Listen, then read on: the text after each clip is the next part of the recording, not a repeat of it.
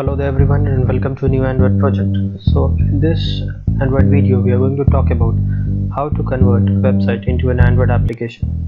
Now in order to convert a website into an Android application, the website has to be responsive. So in order to convert the website, first we need to create a new project. So we are just going to write the application name as web app application. Like that, we're going to keep the company domain name and project location same. Click on next. We're going to choose the minimum SDK and all these things like that. Default. We're going to choose an empty activity. And lastly, we're going to click on finish. Now we'll wait for a while in order to get the project started. So as you can see, a new project has started, and here we are in the main activity. So we are just waiting for the greeter build to finish.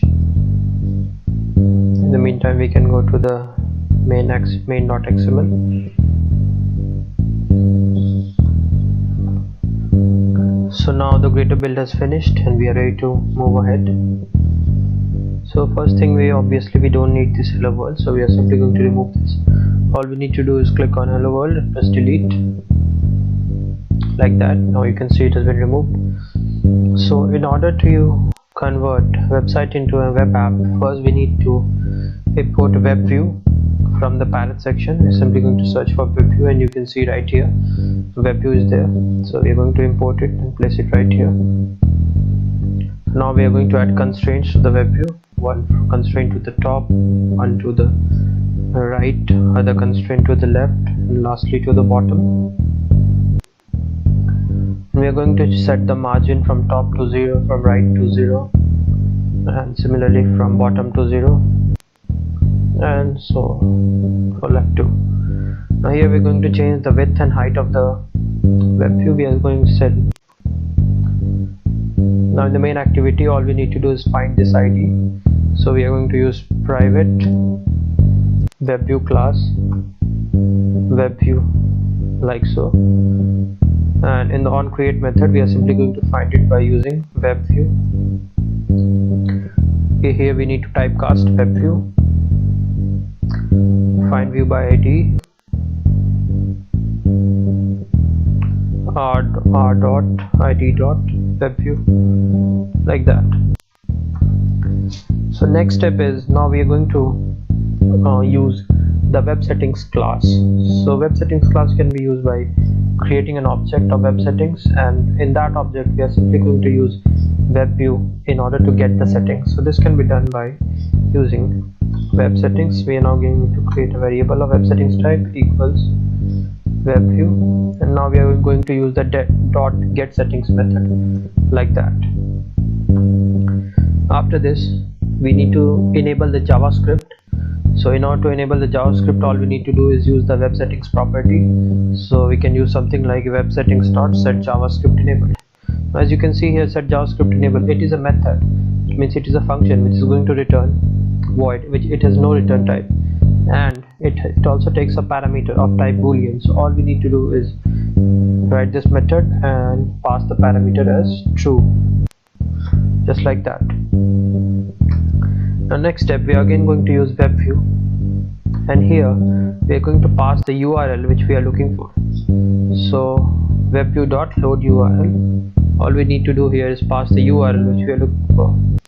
So we can pass any URL of our choice, but the condition here is that the website or the URL of the website which we are passing has to be a responsive website. Alright, so here we're going to pass the URL of this website. So let's just choose this. We're simply going to paste this right here like that. So after loading the URL, next step is we are again going to use the web view. This time we are going to set the web client. We're going to pass the context as new web client, web view client like that. So that's pretty much it. So we have imported the web view here, and we have set the JavaScript enabled, and we have loaded the URL. So after doing all this, now the final step is that if we are going to press the back button, now in that case we have to come back. So in order to do that, we are simply going to use overriding the method. Now this can be done by Control O on PC and Command O on Mac.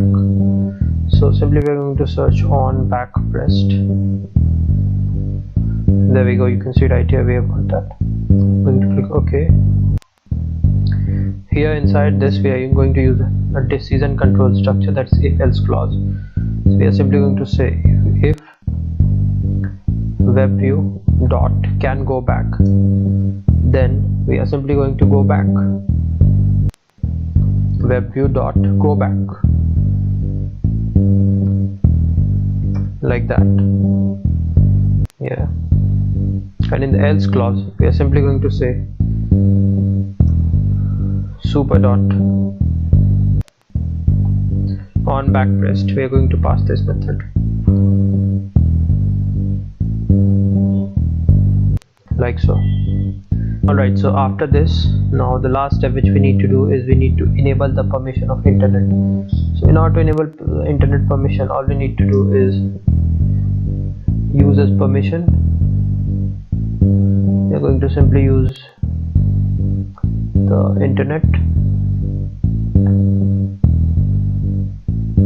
like that.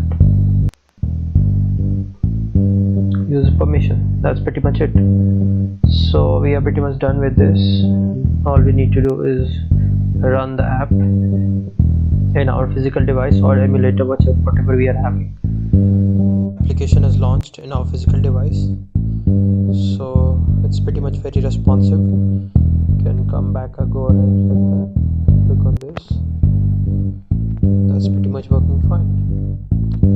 So yeah, that's pretty much it. Thank you for watching.